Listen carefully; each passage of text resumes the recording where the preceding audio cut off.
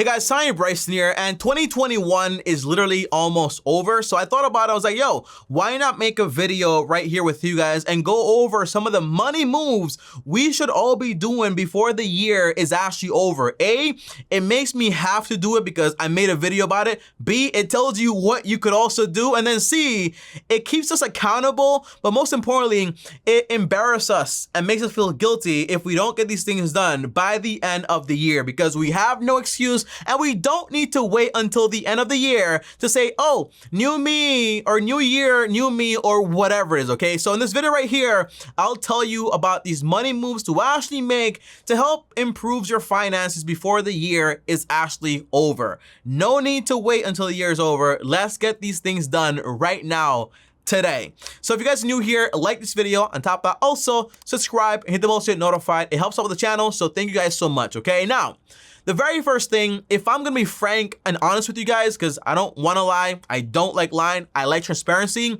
I've never ever done this on a large scale like this, but it is important. So number one is assess the damage. What does that mean? So tell me when was the last time you actually did this, okay? So right now it's around November time, 2021. I want you, whether you're watching this in 2022, 2025, I really don't care, but I want you to look at basically your bank statements, your credit card statements, all of your statements, and basically see exactly how much damage have you actually done this year? How much debt have you gotten into? How much money did you actually make? And how much money did you actually spend? On top of that, how much money did you actually borrow? Make a list of everything. How much money did I borrow? Who do I actually owe money to? Did I get a new car? How much do I owe on that? You know what I mean? Make a list of everything. And honestly, when you do this, you see that basically like that 20 bucks per day you were spending here and there, it adds up to a lot of money. Now, for example, if you have an app like Mint, or you have an app, for example, like SoFi or Chase, a lot of times like they have that full list of all your spending for the whole year. But if you don't, well, get the Mint app or whatever budget app there is, and then have them basically pull all the data and give you like the full summary. But if you can't do that, or you don't trust the apps, just go ahead and do it manually by adding everything up. Now, honestly, if you made $30,000 this year so far, or $20,000, or heck, $40,000 or $100,000, okay? But all you have to show for it is a bank account with like around $237, you should be embarrassed. And it's kind of like a slap in the face and show you like, hey, you made so much money, but then all the money is basically done. And what it shows you is basically reality. It shows you, yo, I made money, it's right there, it's showing me it, but it's also showing me that I spent a ton of money on this and this and this track. And I also got into this debt and this debt and this debt. So that's it. Assess the reality, assess the damage, see exactly what happened, and then ask yourself these three questions, okay? First question is, are you happy with how you spent your money this year? And for me, I'll answer right now because I had to do this also. I was not happy, guys, okay? I just moved over from New York to Puerto Rico. I spent a lot of unnecessary cash on buying things I did not need, paying for the wrong things, buying things like groceries like I was not ever gonna actually do anything with, like just buying a bunch of trash. And I was not happy with it, like honestly. Second thing is also, what could you have done differently? Well, obviously, by the way, when I ask these questions, answer them either in the comments down below, answer them, for example, like in a little book, like I do a lot of the times, or on your iPad or on your iPhone. Now, by the way, I highly recommend start writing things down, like on a piece of paper. I don't know what it is about it, but this book right here, it doesn't have any apps. No Instagram, no distractions. So whenever you're writing your thoughts and that's it. So I highly recommend get used to pen and paper. It helps a lot. You don't like pen, use a pencil or whatever it is, okay? But the second question is also, guys, okay, what could you have done differently? At least for me, I could have planned things a lot better. I could have been a lot more patient. I could have been a lot more proactive about things before they actually happen. You know, my car, when I bought it a few months ago, it was a 7-year-old car, and I took some risks here and there, and I ended up having to pay for them, okay? So that was kind of risky. I'll tell you more later on, but that did happen. The last question is basically, how does it make you feel looking at the truth? And you know, I know it's like a soft question, like, oh my gosh, your feelings or whatever.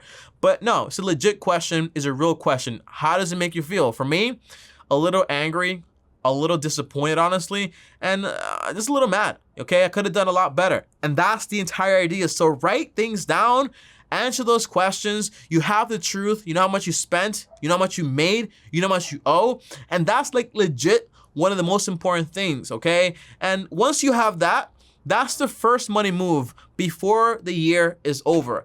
I think, honestly, this is the equivalent of looking in the mirror and seeing, did I lose weight or did I not lose weight? And the mirror does not lie, unless you have like one of those Macy mirrors, which does lie, but a real mirror shows you the real results, you know what I mean? But second money move, guys, is going to be set up some short-term and long-term goals, okay? And also revisit your old goals. Guys, if you guys have been here for a while, then you know this, but that right there is basically like my whole like vision board. But in the very beginning, I had a lot of things there that did not belong. I had a Lamborghini, I had a crazy Tesla, I had a crazy expensive house in New Jersey. I had a lot of stuff, but then every year I reassess. So one big thing is to understand that you are a changing human being, and the same things you thought were so cool last year, most likely you won't think are that cool once you go through a pandemic and everything else, okay? So reassess your goals. And by the way, you don't hear this enough, but it's like legit and like very true. And it's that your short-term actions determine your long-term results.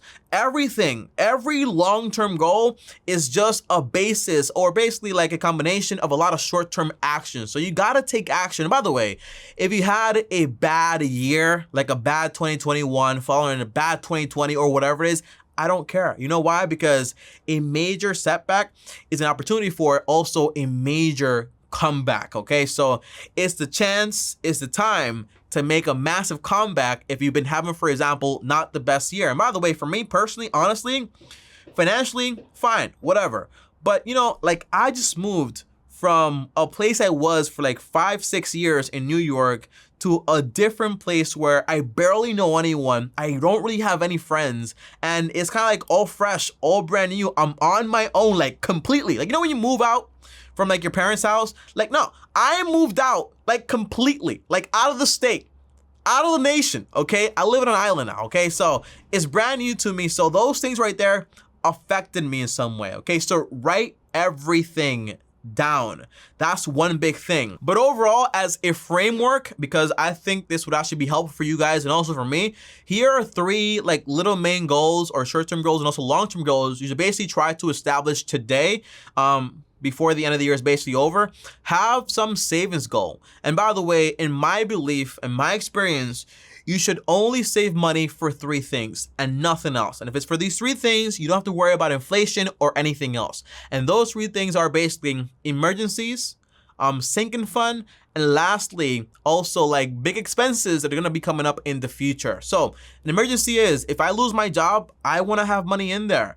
A sinking fund is basically, if my car breaks down, I wanna have money for those little things here and there. My car, I told you guys, I bought it, 7-year-old car. I drive a Toyota Prius 2014. The owners never changed the tires. I was in the highway, I popped the tire, you know what I'm saying? Like it could have gone like a lot worse, but thankfully everything was fine. I stopped, I went to Costco to change the tires, and told me, Tommy, you need to change all 4 tires. That costs $800 just like that. And I'm also trying to save for a house, but the one thing I've noticed is basically, whenever you're trying to do something, it's like the universe just tries to pull you in different places. That's why when you're prepared, you're good to go. So I have money for my car, for like things that might happen. I have money for emergencies. And I also have money for my big savings goal, whether it's a wedding, a down payment, or whatever it is, or maybe like even a vacation. But those things right there don't really matter as far as, for example, inflation. Now, Tommy, this right here is a lot for savings. So what should I do first? Obviously, do first what's first. What's most important in this case is save $500 to $1,000. Just make that a simple goal. What's that money for? Emergencies. If something goes wrong, you have that money on the side to take care of yourself. 2, start investing money. Do me a favor before you continue this video right here. Pause it, close it, I don't care. but open up a Roth IRA account or a traditional account. And by the way, I always recommend, like what I use is M1 Finance is an app. I have a link down below. You can download it and invest directly into what I invest into. But if you want, use Fidelity, use Schwab's, use Vanguard, whatever you want out there to open up your Roth IRA or traditional IRA, or just call your employer and say like, yo, I want to set up my 401k or my Roth 401k and get started when it comes to saving for retirement. Now, a question I get asked a lot, and I also asked a lot initially before I started, is, yo, how much money should I be trying to invest? Now, again, when you go back to the first thing you should be doing, like basically assess the damage, and you see that, hey, you spent X amount on this, you made X amount, and you only have X amount in cash, but you have nothing in investments, that should be a realization. So one big thing is, I set aside between 10 to 20% of my money for investing. However, if you are in crazy debt or you have debt overall, my recommendation would be just open the accounts, have them open, have them set up, and basically just send 1% of your income over there to get the ball rolling, because that's all you need to do. So 1% is good enough if you have debt. But the third thing is, the third little short-term goal here is, by the way, guys, for context here, Tommy, investing is a long-term goal. Yeah, but investing is just a lot of short-term goals put together that give long-term results. Every time you invest money, that's short-term. Whenever you get paid, boom. Whenever you get paid, boom. That's all in the short term, but it's going to amass a lot of wealth in the long term. So what you do today is going to matter a lot tomorrow. So the third thing, guys, is basically pay off your debts. So you should already know exactly. If you don't, just write things down again. But write down, who do you owe money to? Like all the credit card companies, like all the personal loan companies, your student loans, all that stuff, add everything up. Have the names on one side of who you owe money to, including friends and family. If you have those, don't just think they forgot about it. Don't assume that. Pay your debts. And then have, for example, how much you owe. So name on one side, how much you owe on one side, and then how much is costing you. So the interest rates. If you don't know that, just call in or check your statement. It should tell you exactly how much it's costing you, including that car notes that you might have. Put that down there and then make a plan to actually pay it off. The method I use is called the avalanche method. That basically means I pay the highest interest debt first, and then I work myself down. So I pay the minimum on all the debts, and then all the extra money that I have, I throw it over to the one with the highest interest rate. That way I save money mathematically. So again, I would put down around like 30, 25, like as much money as I have left over, put it over into the debt to get rid of it first. So a little plan here, little short-term plan right here is basically save $500 to $1,000 first. Then you go ahead and pay off your debt second using the avalanche method. And then third, you save a full 3 to 6 months of emergencies. And then fourth, you start investing 10 to 20% into your retirement accounts, while you're also saving money off, for example, to a down payment or a wedding or whatever it is, like those short-term big expenses that you got to get done, okay? Weddings aren't free, super expensive. Tell me about it. I'm thinking about getting married next year. It's not a joke. Those things are super expensive. Buying a home, super expensive. All those things cost money. So the best thing ever to do right now is to start planning and take things step by step. Obviously, priorities are a part of the game. You can't invest if you have crazy debt, because whatever you're making from your investments is going to be canceled out by the debt that's actually amassing. So take things step by step.